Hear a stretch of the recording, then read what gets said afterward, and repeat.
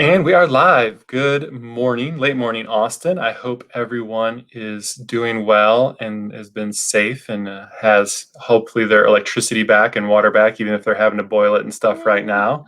Yes, it's been an interesting last week, to say the least, for sure. So, my name is Troy Schlicker, here, host of the Austin Spotlight and local Austin Realtor, and I'm glad to be joined today by Christina of Davinci Interiors, one of the top Yes. interior designers here in Austin. So, unfortunately, there's a few people that I know that are going to be doing some interior remodeling and updating involuntarily because of some burst Oh pipes and things goodness. like that, recently. But with the start of the year, there's a lot of people who um, like to think about things they might want to do to their home and stuff anyway. So I thought Christina would be a great person to have on. So Christina, welcome.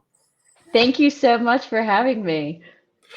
So tell us a little bit about yourself. Kind of what's your origin story as far as have you been, are you a lifelong Austinite, or like many of us, have you been relocated from somewhere else in the country? Kind of what's your background? That's a great question. So I hail from South Florida, and I grew up with a mother who was always decorating our home. It seemed like every 2 years we had a new interior design, much to my father's chagrin, I'm sure. But so I think it was kind of in my DNA from that to, just love real estate and interior design.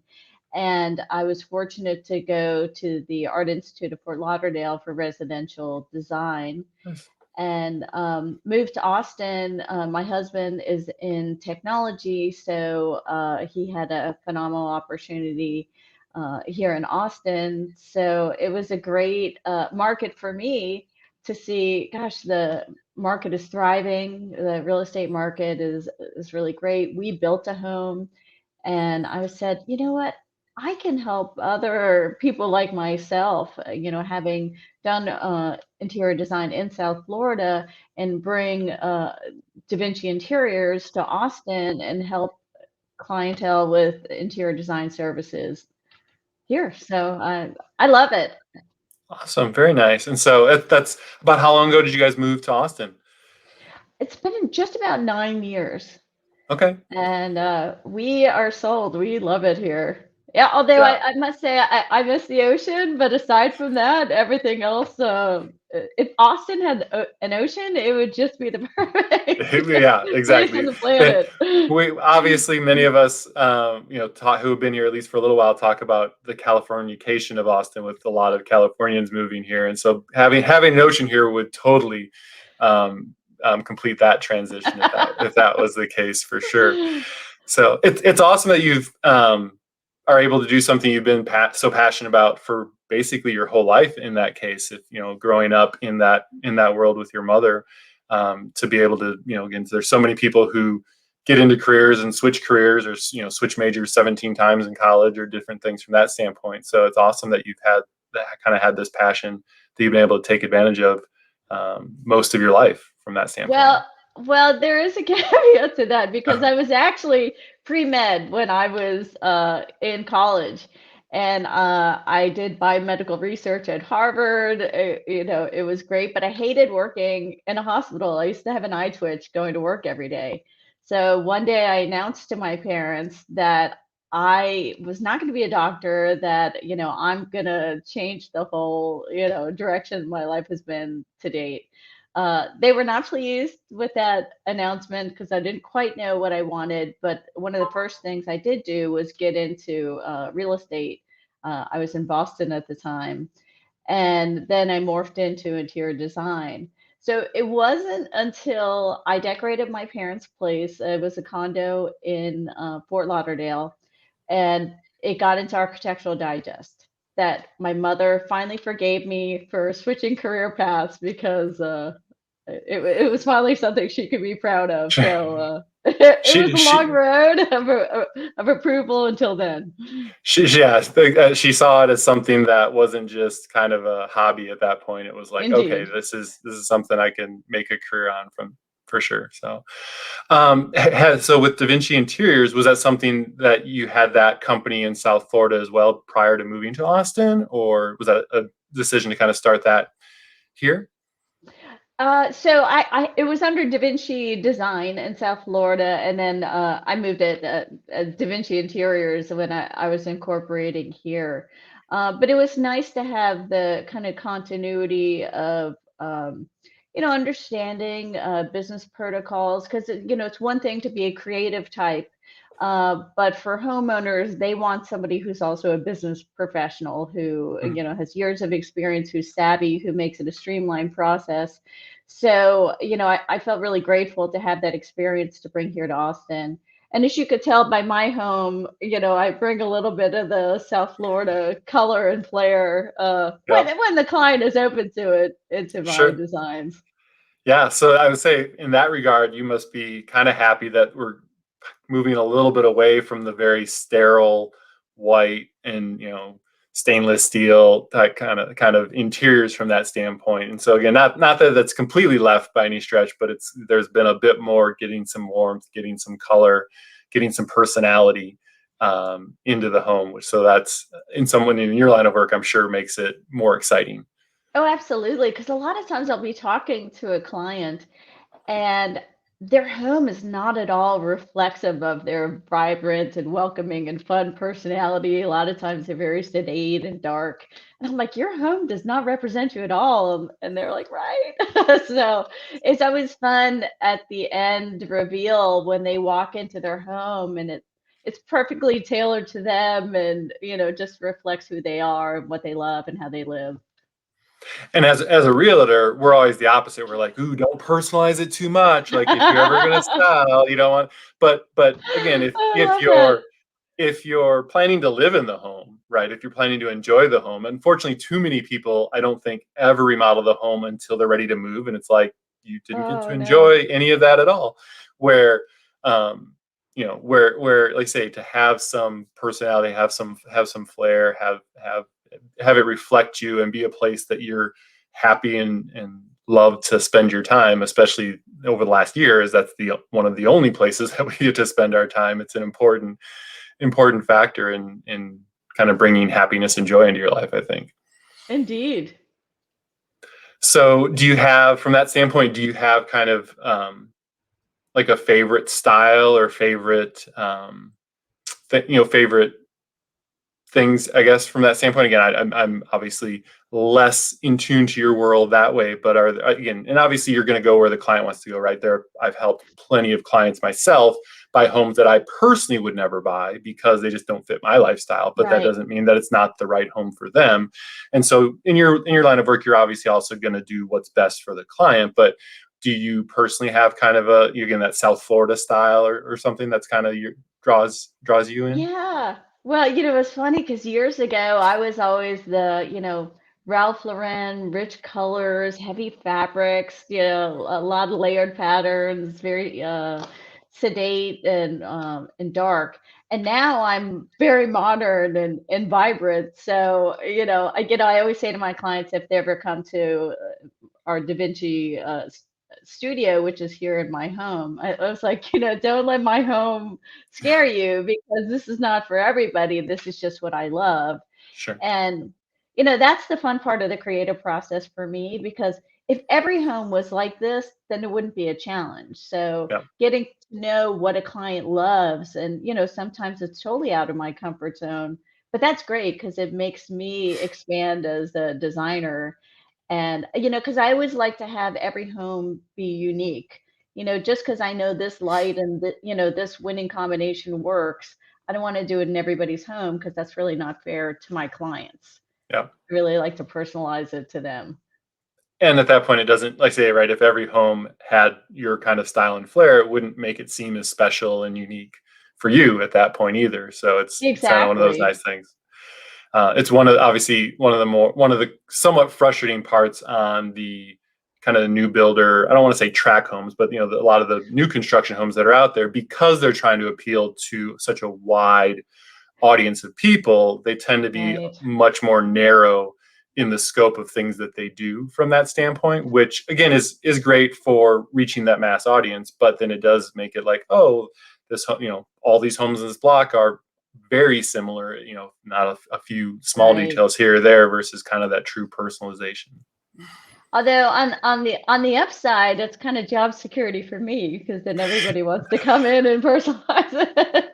Yes, it does. It brings lots of opportunities and stuff that way for sure.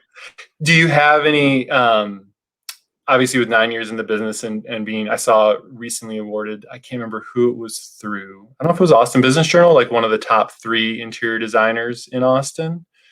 Was that Austin Business Journal, if I remember correctly? I forget which publication it was. The Texas Builders Association. That's who it was. I Yeah, think it was the Texas yeah. Builders Association top dealer. So And that's there was awesome. another recent ones that so it's nice to be getting all the To constant Yeah, recognition. that's There were awesome. just so many I can't remember it. I wish that There was you my go. story, Yeah, that's a great problem to have. Have you had any kind of um, memorable specific projects from that standpoint? Again, obviously we have a lot of amazing properties in Austin between Lake Travis, Lake Austin. More and more well-known people moving to Austin. People like Elon Musk and obviously all the different companies and stuff like that. Have there been any, again, without delving any privacy issues or stuff from that Of standpoint, but course, of course. any projects or properties that have kind of stood out to you as just really fun and exciting homes to be able to work in? Yes. So, I've been really fortunate to, have some really exclusive clientele who, just have the budgets I've always personally dreamed of having. And so, but even still, there's always a budget. So you always need to honor that. But just being able to curate the home with, just such unique selections, really fine fabrics. And, it's kind of, because a lot of times I have to play the high-low game in a lot of my projects. Let's do the guilty spend here, but let's save the money over, in Mhm. another part. So there have been some homes where I haven't had that constraint so much. Uh, and that's just really amazing because a lot of times too, there'll be art collectors, and so to have spectacular pieces of art or sculpture, which I can't. I can afford the beautiful print of that Yeah, piece of exactly. art, but they can afford the actual The piece of actual art. piece. So, and that lends to, a lot of different conversations about, how do you illuminate the house to, to feature all these beautiful architectural and art features in the home. So it kind of expands your horizons both from the aesthetic standpoint and how do you feature all those items. So I could take a lot of the things that I learned on those projects to my typical clientele and say, okay, well, if we do this piece of art and really get some spectacular architectural lighting, then all of a sudden, we've created a whole showcase in your home. Sure, sure. It's always nice when you start to have those initial conversations with the client and you're like, okay, well let's move towards budget and you get there what their budget is and you're like, I can work with that. Yes, Like, yeah, yes, that's exactly. that'll work. But no, like say it does help the nice thing with those types of projects, like you mentioned, is it allows you more freedom to probably try different things that you then can bring to other clients where you'd be like, ooh, I know a way that we can make this work that fits with your budget that will still give you kind of that super high end feel from that standpoint.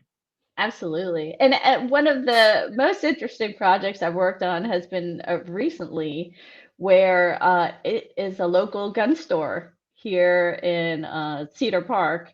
Mhm. And they wanted to do just like a very unique, welcoming, kind of bistro hangout motif, just very unique from your usual, all shades of Yeah, gray gun store. sure. And I walked in looking like me, and I said, okay, don't let the looks fool you. I'm your girl for this project. So that has been the most unique project that I've worked on. So that's kind of fun to, have a complete paradigm shift to something like that. Kind of along that line, are is the majority, I'm assuming the majority of your business is like residential properties and stuff, but Correct. do you do some commercial properties or retail type of properties as well too? Yes, so I've done one restaurant in I guess North Austin, Bun Belly, which is a great Vietnamese street food restaurant. And then I'll confer with a lot of office buildings to help with their interior decor. So Mhm. I'm working on that. But large commercial projects, I'm not the appropriate one for Yeah, that. But if you need to, get all your CEO's office and the lobby and the conference room in order, then I'm your girl. nice. Well, it's interesting because as our world becomes more online and digital, Mhm. like it's if the retail experience is going to have to be more of an experience, right? Like, why would I go to? I mean, Best Buy is a big company, but why would I go to XYZ company to purchase it and drive and deal with traffic and all those kind of things when I can just buy it online and they'll ship it to me? And the way that I see that retail kind of continues to survive and try to thrive is to have that experience and that um, in office, in store experience to rival what you can't get from just buying click online from that standpoint. And so I think there'll be more, it'll bring more uniqueness to different retail spaces, I think, that way as well too. Yeah, I like that. That's a really good insight. It is a whole a shift in yeah, in how we design our offices. How are they attracting the employee base here, to Austin or to any city. Mhm. They offices of yore are so different than now, where it's very welcoming. They have huddle areas, they Yeah. have areas to relax and refresh, recharge. So yeah, it's kind of fun to have different ways that we look at spaces, whether they're residential or commercial spaces. Yeah, very nice. So for the typical Austin homeowner that might be kind of thinking about doing some either updating or upgrades, or hey, again, they just moved into that brand new home that they just feel is a little bit too cookie cutter. What are some some simple ideas or tips you may recommend that they could look into to kind of personalizing their home with the way things are going here in 2021? Ooh, that's a great question. So, one of the things that we always like to start with on any project is just getting a good understanding of, what colors do you like? What type of artwork are you drawn to? What style are you drawn to? And, a lot of clients don't know how to articulate that, but if they're on Pinterest or Instagram or a house, they're constantly pinning the same type of look. So they may not know what it's called, but they do Sure. definitely identify with the look. So to first do that homework, what are you attracted to? And then budget, really having that pragmatic conversation with, within your household or with a design professional like myself you know, to really have that pragmatic budget conversation. How much do we want to spend on this endeavor? And then I'm an Excel spreadsheet girl. That's part of my love language, is to be organized. So to start, Which that those are like two completely opposite things. Like, I love to make awesome, colorful designs, and I love to work in spreadsheets. Like, that's awesome, but it's not something I would have guessed. unusual. Never would have guessed that at all. But that's awesome. That is so cool. That's true. So, because it's one thing to, have this great laundry list. Like even in my own home, there are so many things I'd Sure. love to do, but I can't afford to do them all at Mhm. once. So, we help clients, come up with that. They may not know their entirety of their budget, but just to say, okay, we're looking to do this scope of work. Here's really, the high-low budget of what that is. And because I never want to push somebody beyond the comfort of their Mhm. budget. So whether they're doing it by themselves or solo, they need to still have a strategic approach on how they want to do their design. And I like to work with a lot of the local showrooms. I know a lot of people are, they're going to Amazon or Build or Wayfair. But when there's a problem, I like dealing locally and having these local experts help me. And they have relationships with these manufacturers. So, if you can, work with local experts and showrooms to acquire those problems, because when clients purchase on their own online, sometimes they have a problem versus, I could just make a call to a local showroom, and, especially in a city like Austin where they're so customer focused, that it Yep. just makes for so much of a better experience for the clients. And one of the biggest things right now is if you want to remodel or get new furniture, like order it now. Like even if the remodel's not till like 5 or 6 months down the line, just the logistics of getting everything in nowadays, Mhm. from fabrication to fabrics to freight companies, to having the ability and the manpower to get it to where you are is such a thing. So I always tell clients, like, let's order everything now, even if it's not till down the way, so that when you are ready to get on the contractor schedule, you have everything. Yeah, budgeting your time is as important as budgeting your money from that standpoint, because Oh, it indeed. can be very tricky. Do in most of your cases, do you tend to deal with whole house remodels or one or two rooms or a little bit of both? How does that kind of work? I get a good mixture of both. Sometimes, I go in and they're like, okay, I want to refresh my master bedroom and totally redo the master bathroom. Because a lot of times clients are trying to figure out, how are they going to live through this process too. So when we do a whole home remodel, a lot of times they'll have to relocate for Mhm. several months. So, figuring out with the kids and the dogs and everything. So I don't have as many full home remodels as I do just, kind of parts and pieces of the Sure. home.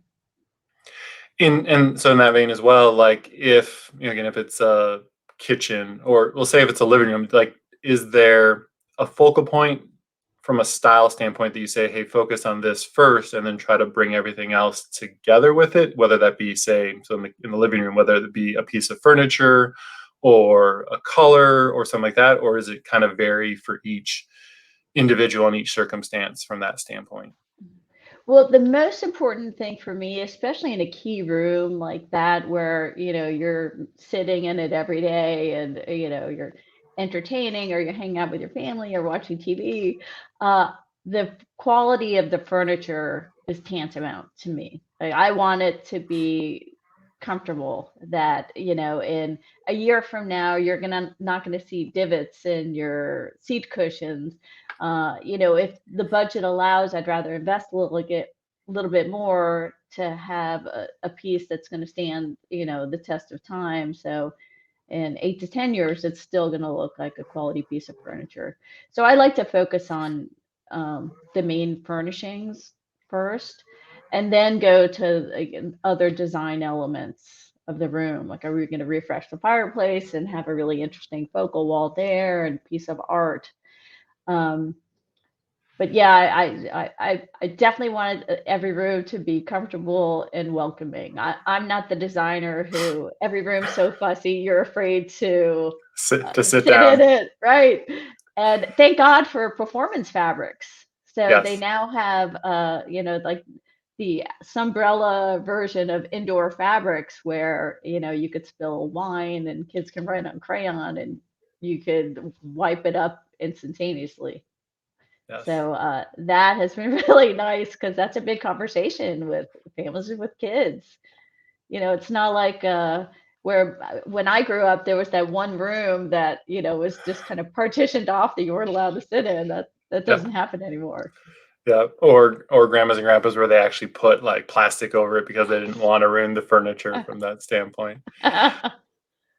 with with all the stay at home situations for people with work and school and that kind of thing, what have you been doing and seeing to try to help make the home more functional in Mm, those regards? Because so for example, right, this is actually, I'm doing this in my bedroom because I don't have a very big house, and so this is now my video studio along with my bedroom. I don't ever do the two together, but they have their functions and stuff from that standpoint. So like, how are you seeing a lot of um cross usage there, and what are some ways to maybe kind of take advantage of that space?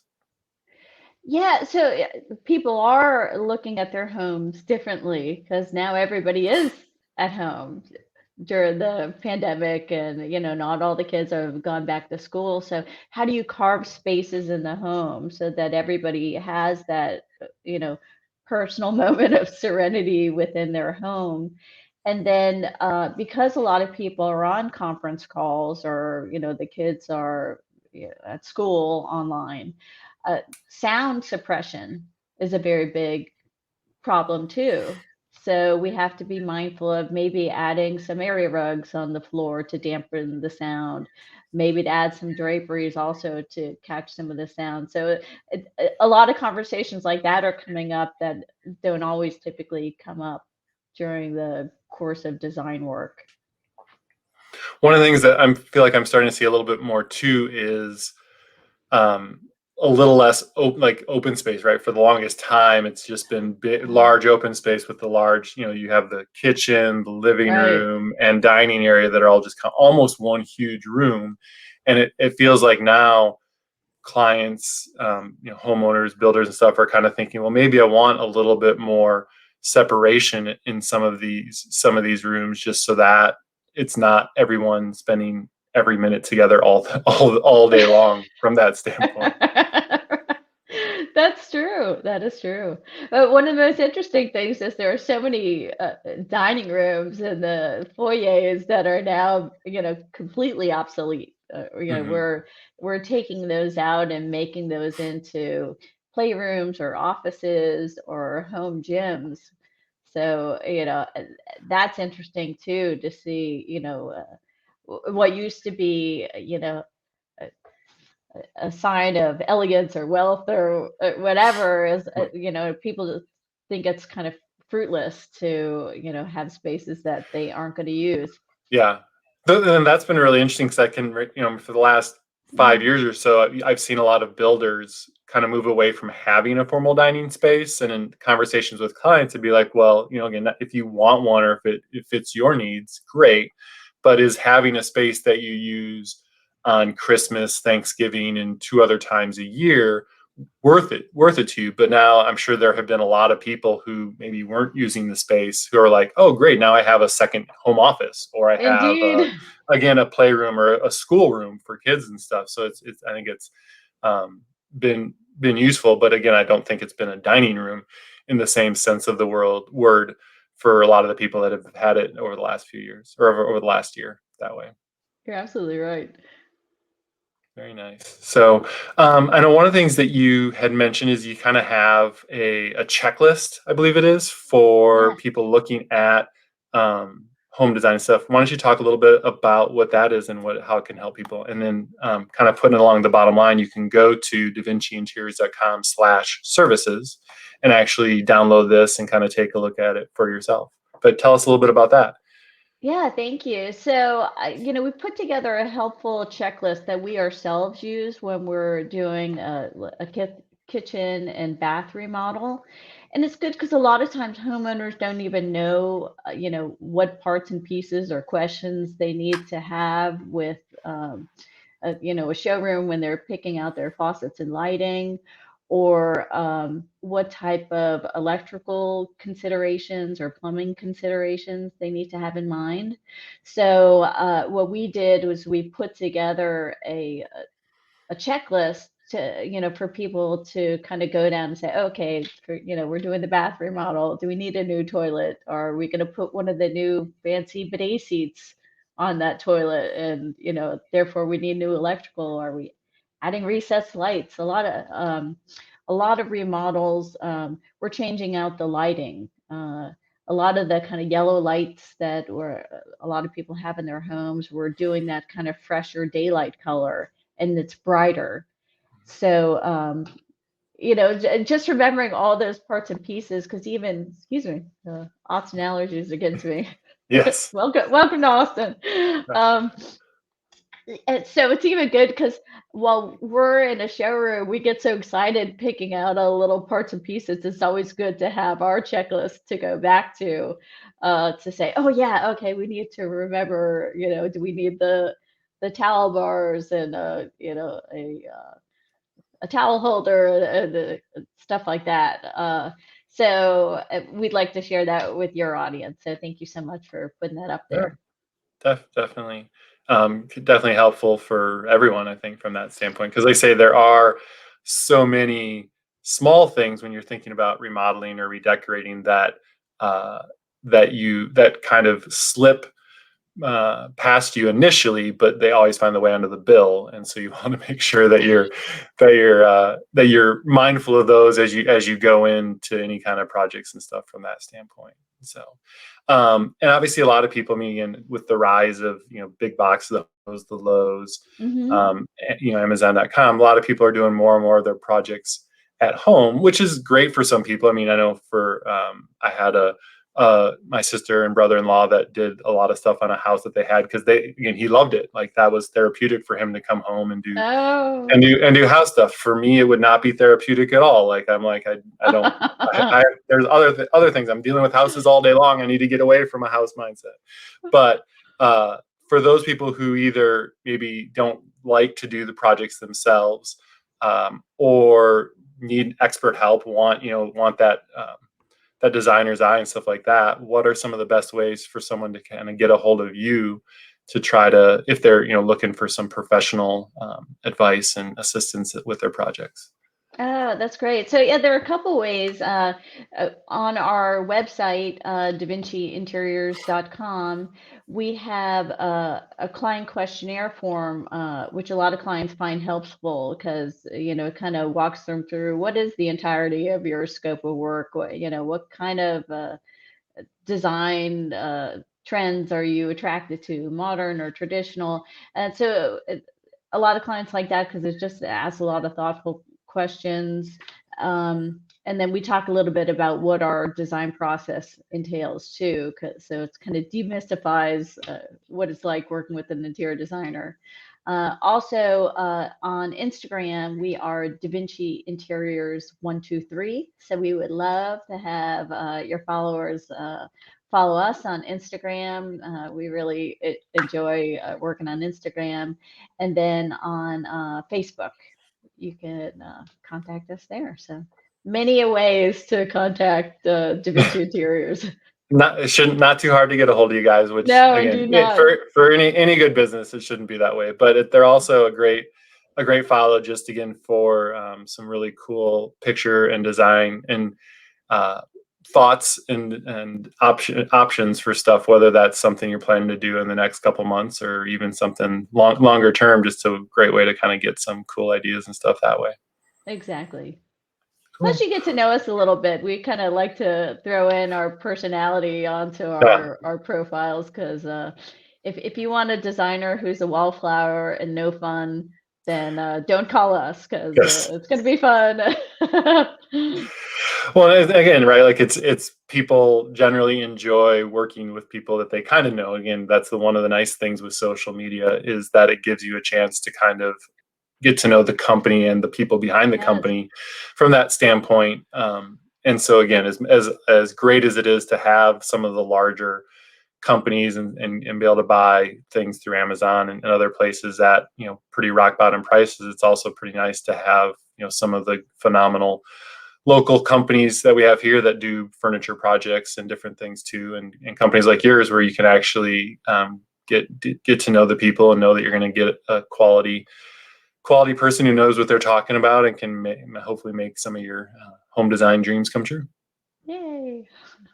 Awesome. Well, I really appreciate you taking the time to chat and meet, and glad you made it through this most Yes, thanks for interesting of getting us. Austin interesting about Austin weeks. They say the only downside is after a cold snap and then a warm spell is this is the time of year for some more cedar to come out. So it's like, Oh but goodness, right. but I'll after last week I'll take some warmth and some cedar allergies over freezing cold temperatures for sure.